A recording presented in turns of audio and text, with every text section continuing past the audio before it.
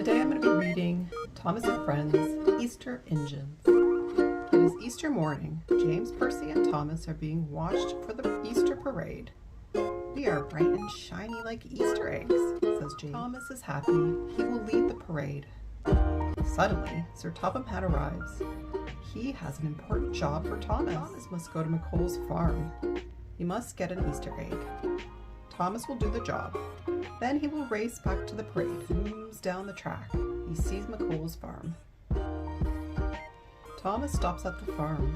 He is surprised. The egg is very shiny. It is also very big. "It is the biggest egg in the world," says Thomas. Terence tells Thomas to be careful. He tells Thomas not to break the egg. Chug, chug. Thomas rolls slowly up the track. He is very careful. He does not want to break the egg. The egg shakes and wobbles. It does not fall. Quack, quack. Thomas stops. He lets the ducks cross the track. Thomas reaches the parade. It's almost over. Thomas is not the first engine in the parade. He is the last engine. But the children cheer for Thomas. The children cheer for the giant egg.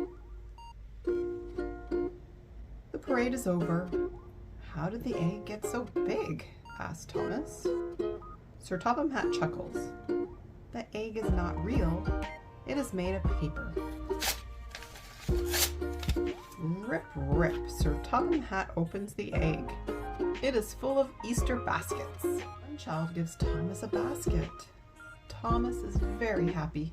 The children love their baskets. They thank Thomas. "We are like big shiny eggs," James says to Thomas. "But you are like a big Easter bunny," says Percy. "Happy Easter," says Thomas.